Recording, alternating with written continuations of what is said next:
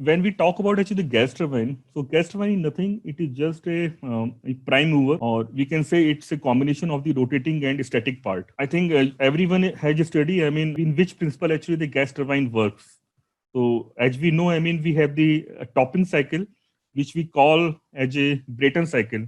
So in the aircraft engine, I mean, we use actually the Brayton cycle. If you talk about actually the refrigeration cycle, it is just the opposite. So I have actually the flow diagram. I mean, I will just give you the brief about actually how the gas turbine actually start and what are the thermodynamics process involved into the gas turbine. And the most important thing is, I mean, it is very important actually to understand where we have the maximum temperature of the gases across the gas turbine. So how actually the your how your inlet temperature of the turbine will impact your aerodynamics flow path, and how it is important actually to generate the thermal power, and what is the impact of the thermal efficiency.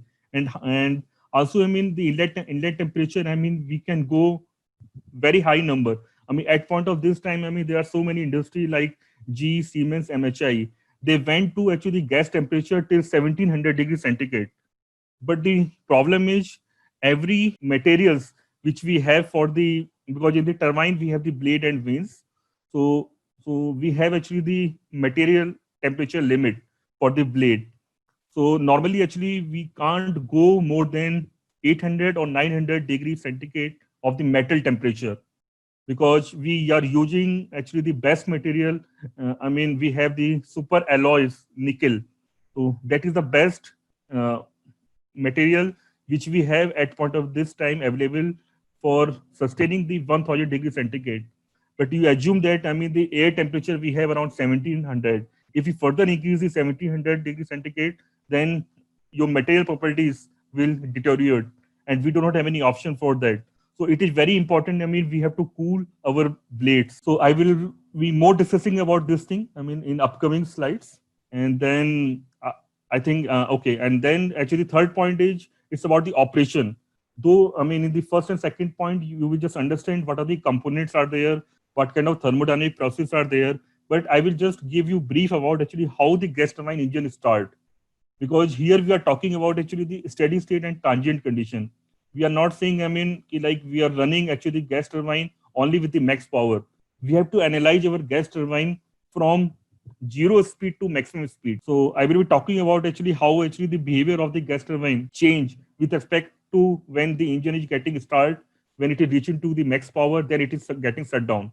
So I will just brief you, I mean, so you can relate actually how the how the thermodynamics parameter like pressure, temperature, mass flow will vary with respect to pressure ratio and the speed and the power. And in the fourth, I will talk about actually the gas turbine applications, and I will also give you actually a small background about actually what are the materials we have in the gas turbine component, and what are the manufacturings which we have in the gas turbine at point of this time. What kind of actually the casting we have, actually 3D printing, we have the AD manufacturing.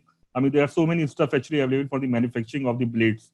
So I will just give you the brief background. So as you see here, I mean, this is actually the typical gas turbine. So you see actually at the top, you have the static structure at the top. Okay. In this, so we call this static structure in the industry casing. So this is the outer casing. So if you break actually this part, I mean, if you just draw the vertical line here, if you draw the vertical line here, so this complete section called compressor, complete part we known as turbine, and the top structure is casing where your vane will hang. So when we talk about actually gas turbine, you have actually the blades which is getting rotated, and you have the vane. Tag these component I will call R is the rotating blades, and you have the stator. So stator which will hang in the casing. So this together will call as a single stage. So this is we call as a first stage of the compressor. So actually the purpose here, the purpose of the rotating blade is give the energy to the air, because you know that, I mean, I guess you guys study in the textbook. I mean, the gas turbine, this turbine will use, I mean, it will, suppose you have the 100% power, which you are generating through the gas turbine. Suppose you have the 100% power. So 50% power will use to run the compressor itself. The number can vary from 40 to 50% based on the application. So whatever the power you are generating in the gas turbine, Out of that 50% it will use to run the compressor. Air is entering, air will enter through the ambient. You have actually a lot of very high height of the filters is available. You have the evaporation process also actually just before the inlet. So this is the inlet of the gas turbine where actually the air will enter. You see, this volute kind of thing. So from this point, the air is getting entering. Now your compressor blades are rotating. So blade is doing the work on the air, and that's how actually it is increasing the pressure and temperature in the rotor. So blade is using, the air and giving the work to the air, and your you are adding actually the velocity component. So you have the dynamic pressure increase into the rotating, and then when the air is passing actually through the vane, which will act as a diffuser. So we have the convergent and you have the divergent. So your blade will work as a convergent nozzle and your stator vane will work as a diffuser. So all your dynamic head will convert into the static energy. So every stage, your static pressure will increase, and that's how we are able to deliver the highest pressure at the compressor stage. Why you need the high pressure? Because finally, you see, these are the combustion can. If I will say these are the combustion can, and here you have actually the combustion happening. So all the air will take the turn to the combustor, and it will mix with the fuel. So when actually it is mixing with the fuel, you need actually high pressure air. So we have the homogeneous mixture, and homogeneous combustion should happen inside the gas turbine. That's how actually, you have actually the controlled reaction. Based on that, your gas temperature will increase. And now we will extract this energy, which is having in the gas, which will happen to the combustor, and we will extract these energies. And now your air will rotate the turbine blades. That's how actually you have the mechanical power here. And now mechanical power, after that you have the generator, and you will convert into the electrical energy. So this is actually the very simple actually description about actually the gas turbine component. Now you have the very high weight of the rotor. Then you need actually the bearing. So in this, we call this component where I'm highlighting here, this is the forward hollow shaft, and it is supported by the bearing. And you see you have the very heavy support here. So you have the two support at the inlet of the compressor, and then you have the another support. You see the central support here, just below the turbine. And so multiple cans. And when I talk about the cans, you have the burner. So we have the combustion can. So through this only actually the fuel will entering through the nozzles, come as a very high velocity in spray, and your air, high pressure and high temperature air also coming from the compressor. Both will mix. Again, it will depend upon how much stoichiometry ratio you have between the fuel by air ratio. So combustion people who will design the combustor, they will take the call, okay, what actually the optimum F by A ratio is required actually for getting the highest temperature of the inlet of the turbine, which I just talked about before this slide. Okay. Now, actually, this is very simple flow diagram. I will not emphasize that much in this. I think everyone knows, how actually the thermodynamics process will work. But I will just give you brief about that. As I explained you, the air is entering into the compressor. So how actually the air will enter into the, it has to create the vacuum. So initially, actually, we use the starter motor to run the compressor. It will create the suction inside the flow path. And that's how actually air will enter, because your air is having around 1 bar pressure. So you have to generate around 0.8 bar. That's how actually the air will enter during the start. Okay. After that, when air is entering, then actually your compressor blades will work on the air and it will increase the energy. If you see here from 1 to 2 process, if I will call here, so 1 to 2 is nothing. You are keep increasing the pressure. That's what I explained you in the compressor. That's what you see the curve 1 to 2. You are keep increasing the pressure. So that's why actually the 1 and 2, you see actually the curvature increasing. Now, when you come into the combustor, ideally actually you have the pressure drop. But normally actually when you see, it is saying actually there is no pressure drop. It is vertical. But if you look for the ideal and actual cycle, there is some pressure drop actually. Because your air is traveling to very big chamber and all the velocity can kill, and there will be 3 to 4% pressure drop which will happen into the combustor. So it is not always very constant. It is slightly inclined. Then actually, once actually the gases will enter into the turbine, then you have actually the main thing is happening. I mean, your volume is increasing, right? I mean, you are expanding the gases into the gas turbine. That's why you see actually the point here 3 to 4. So here we talk about actually the open cycle, but normally we have the HRSG also. We call it a heat recovery steam generator. So whatever the exhaust gases coming, actually, we will try to run the steam turbine also with that. So this is called actually as a combined cycle. So we call actually this cycle as a topping cycle of the power plant, and steam turbine we'll call as a bottoming cycle. So normally, if you look actually the power plant, so in the front end you have the generator, then you have the gas turbine, generator, gas turbine, the steam turbine. Now, I mean, when we are running the power plant, I mean, your gas turbine can be in the, you have actually the multiple gas turbine. So you need actually the generator again for the gas turbine. And similarly for the steam turbine, you also have the separate generator. So normally it's a combination. I mean, sometimes you have the two gas turbine plus one steam turbine. You can have actually one GT plus one ST. I mean, again, it will depend upon actually how much power we want it actually for actually the particular area. So based on that, actually, I mean, we will design the power plant accordingly, and we will supply actually the gas turbine or steam turbine to any EPC. So now I'm talking about actually the operation cycle. You see here, actually, this is in the vertical axis, you have the speed and power, and in the horizontal axis you have the time. So if you look actually this chart, I mean, so as I explain you, I think I didn't mention actually the color here. Okay, my bad. Okay, this green color will represent the speed and red color will represent the power. So when you are running actually when you are starting actually the gas turbine, initially, I mean, your rotor is moving slowly, your speed is slowly increasing. Then you see actually it is having the constant. It is not always constant. It is having the speed variable. So there are two things. I mean, when you are starting the gas turbine, so there are two criteria. So once you have done the combustion into the gas turbine, there may be chances. I mean, some of the gaseous fuel can come to the compressor side.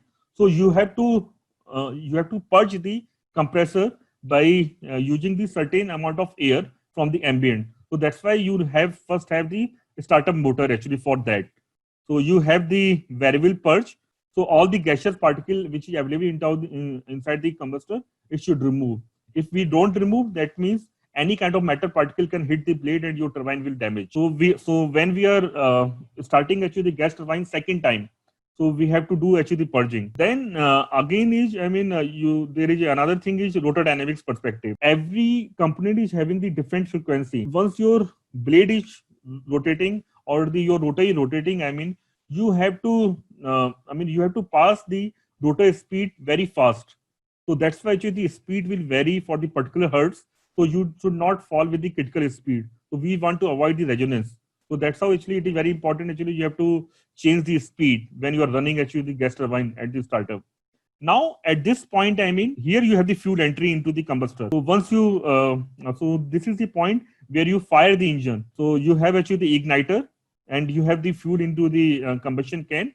So through the igniter, actually we will fire the engine, and that's how actually the combustion take place at the constant pressure.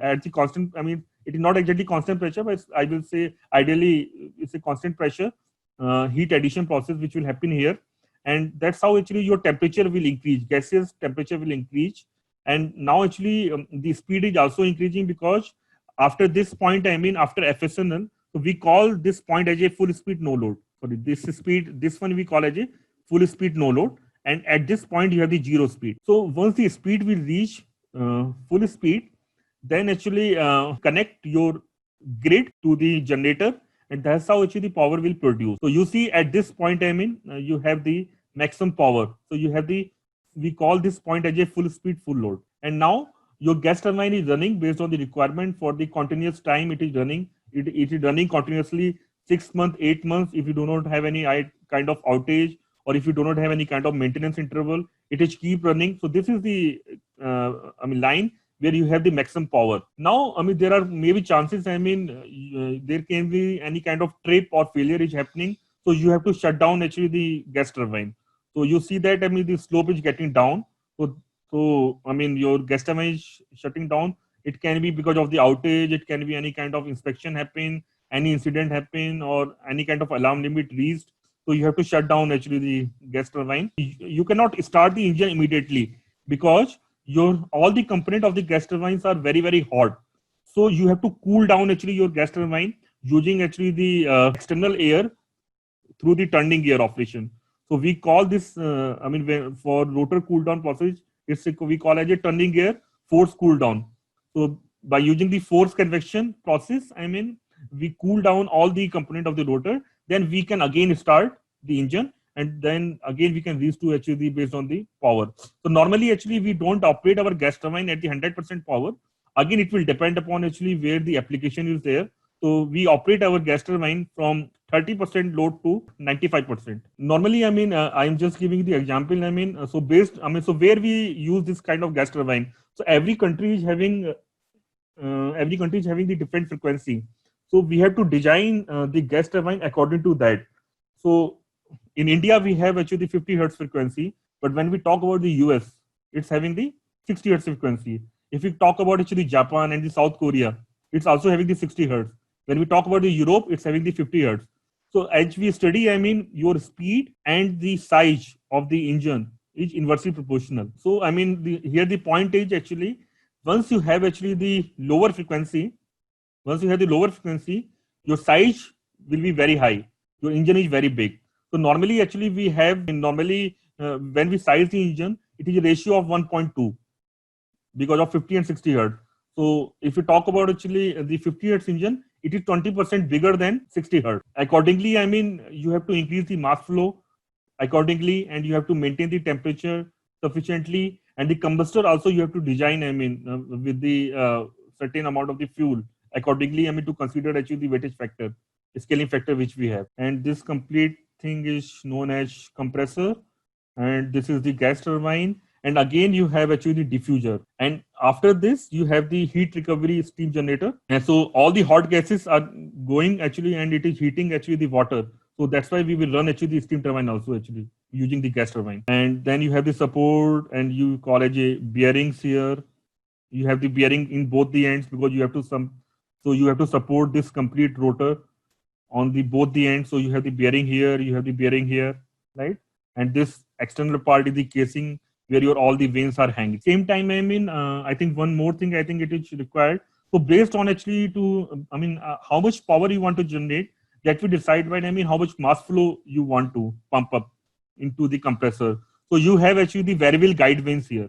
So we call as a inlet guide vane here, and then 3 stages we have the variable guide vane. So we can control the mass flow so such that we can meter the flow in the at the steady state and also at the transient.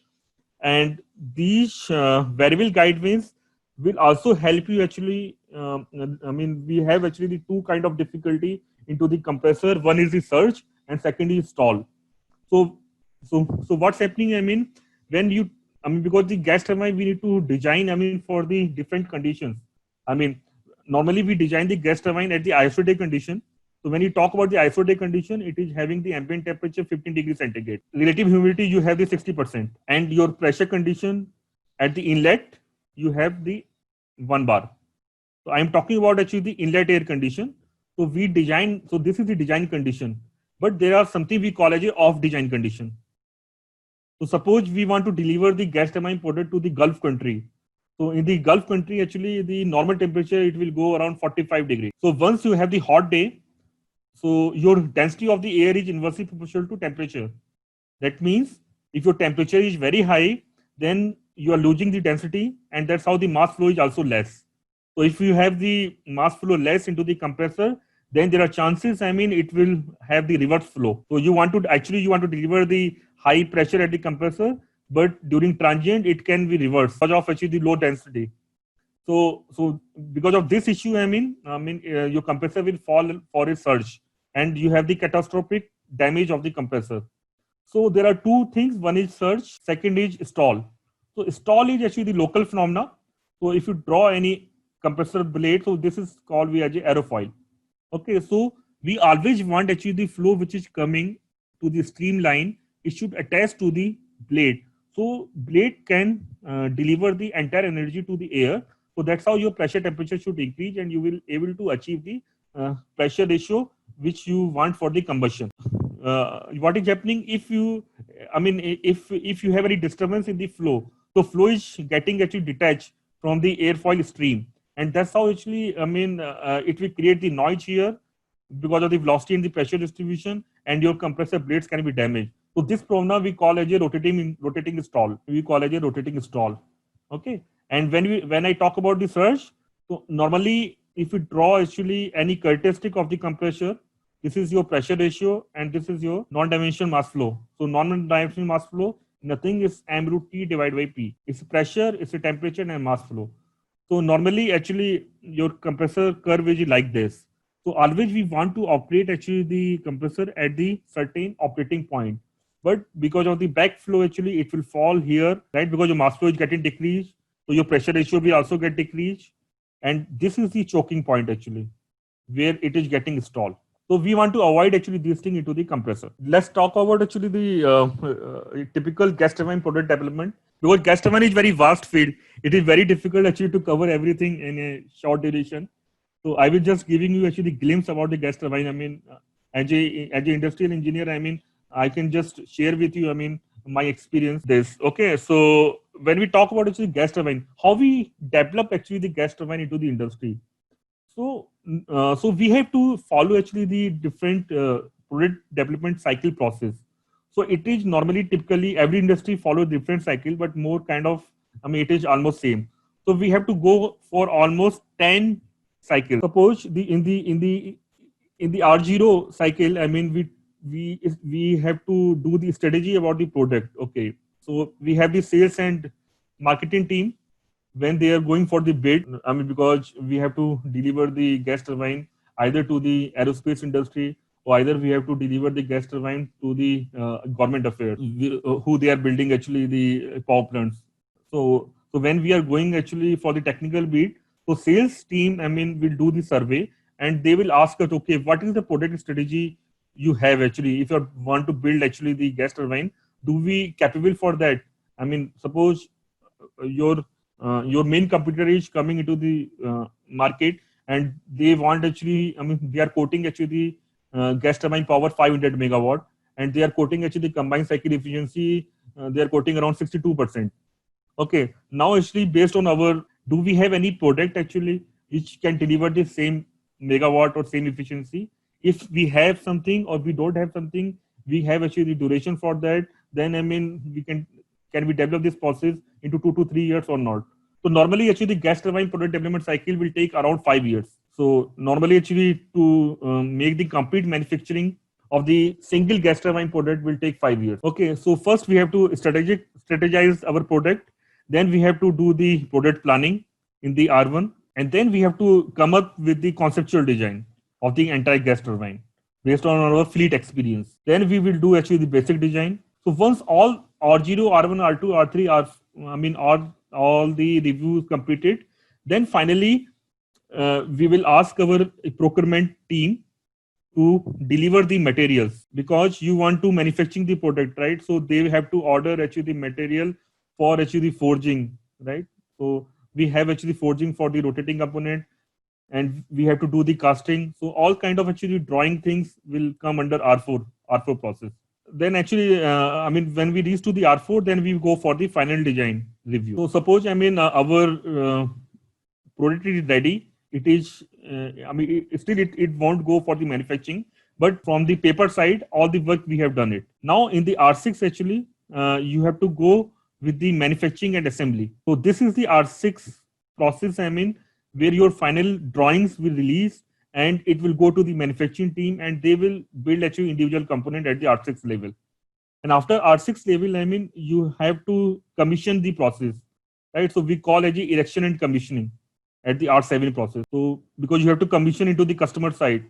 So whatever actually the product you build into the your factory, you have to deliver this product or you have to ship the product to the customer side. So that's what we call as a erection and commissioning process. Once your product is commissioned, then you have to validate your simulation model which you have designed. So we will collect actually test data to the customer side using the R9 monitoring process. So we have the instrumentation across the gas turbine. We have the thermocouple sensors, we have the strain gauge, we have actually the IR camera, infrared camera actually to measure the temperature. We have the vibration probe, we have actually torque meter, right? So we will collect all these data, and individual team will validate their model by which they have released the final design. So that's how actually simple product development process work into the gas turbine. Okay, so if you want to build the gas turbine, so what are the core team actually which involve? For building the gas turbine. So we have the performance team. So performance team actually basically he is actually thermodynamics engineer. He should having the experience about all the control logics into the power plant. So he should have actually good idea about actually thermodynamics, and he should know everything about the electronics logic. And then we have the aerodynamics guys who will design the flow path. So aero guys are responsible to design the flow path. How actually the blade will be there, how much height of the blade is there, how the stagger angle will be there, right? So what is the angle of attack you have to put it, okay? And what is the chord and pitch ratio you have? Everything they have to design, and they have to generate the gas path pressure using the CFD tool. So they use the computational fluid dynamics, and they will generate the individual stages compressor maps or turbine maps. So aero team is very important because they are the team who design actually the flow path.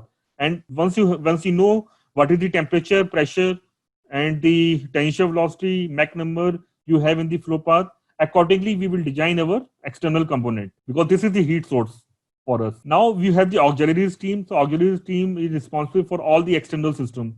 So there are cooling flow which is going from compressor to turbine by different pipings.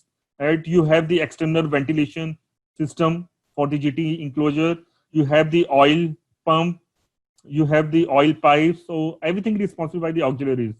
Normally we have the three class of power: class 1, class 2, class 3. So all the class 1, class 2, class 3 power, they have to design for the entire power plant by auxiliaries. Now we call something as a second tier system and the whole engine model team. So they are responsible below and above the flow path. So they are responsible, how much temperature should be there for your casing and the rotor disc. So they have to simulate actually the model entirely for the gas turbine. And they have to measure actually how much displacement is happening for the individual component. Then we have the mechanical integrity team who will analyze the stress and also the life of the components throughout of the gas turbine. Then we call it something design and manufacturing, who will build the CAD model. They will release actually the drawings, and they will collect all the design data from the different teams, which I just shown you: performance, aero, mechanical integrity, SAS, WAM, and they will deliver the information in the term of drawing to the manufacturing team. Then there is a rotor dynamics team. They are responsible for balancing the rotor, and they are also, responsible for. They are not only responsible for the gas turbine; they are responsible for the entire power plant balancing. And then we have the strategic and sales team, and these are the main team. Who will go for the technical bid, and they will prepare actually the project requirement documents, technical bid documents, what we need to design and what we need to deliver. So we have to align with all these teams. Okay, so you see, I have shown in this slide, the gas turbine. So as I mentioned, this is the flow path. Okay, so this flow path we design using the commercial software. We use normally ANSYS. So we use the ANSYS CFX. So there are two, common software which you use to design the blade and wings. And if you want to study actually the casing and rotating components, so you have to do the FEM study, finite element method. For calculation of the thermal structure solver, normally we use the HyperMesh. So HyperMesh is the pre-processing, and every industry is having their solver. So all the solvers are actually validated with the experimental data. So it is not easily available actually outside.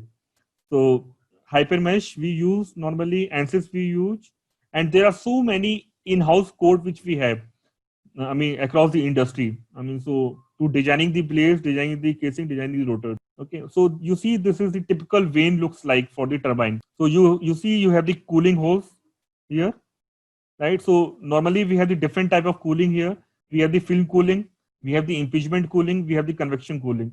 So because air temperature, as I said, I mean, it can vary from 1,500 degrees centigrade to 17 degrees centigrade, but your metal can sustain only 800 or 1,000 degrees centigrade. So after that, actually, it will lose their material properties and it will fail because of the creep and because of the high cycle fatigue or low cycle fatigue.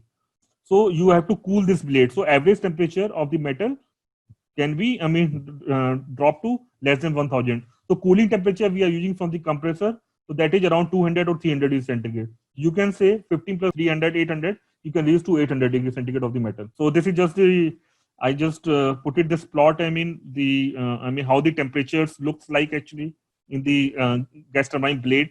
So this is the example of the blade one I was talking about. In this turbine blade, the maximum temperature is around 746 because this is exposed to flow path.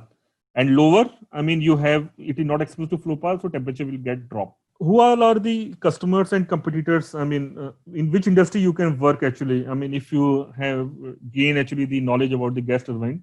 So the topmost company we have actually G Energy, and we have the Siemens, we have the Mitsubishi. You can also, utilize the gas turbine skills into the Rolls-Royce, Boeing, actually Honeywell also, and we have actually Pratt& Whitney, we have actually Lockheed Martin. So there are so many companies available who actually manufacture the gas turbine. But the gas turbines are two type. I mean, the application of the gas turbine either will be based on the power and either or it's based on the aviation field. So the gas turbine which is used for the aviation engine, it is used for generating the thrust. But when we talk about actually the land-based gas turbine, it is only used for generating the power. So you can see actually there are so many companies, I mean, and how many actually gas turbine they have produced till now. I mean, these are some of the names, I mean, which I just talk about that. Pratt& Whitney, G Aviation, Rolls-Royce. So, I mean, Pratt& Whitney, Rolls-Royce and G. I mean, they are the main company, I mean, who build the engine, gas turbine engine. But Boeing and Airbus only build the structure. So with the combination of these company, they deliver actually the aircraft. And so, I mean, this is just the example of the G. I mean, how many gas turbines you have? What are the power range you have till now? Actually, what are the power range they have till now? So they have the smallest gas turbine, 34 megawatt, and it went to 570 megawatt. This is just the simple cycle. So you see, there is a differentiation 50 hertz and 60 hertz. 50 hertz is the bigger engine. So you will see actually the high power, and 60 hertz is the lower engine. So you will see actually the power trend like this. So I think I'm done with this.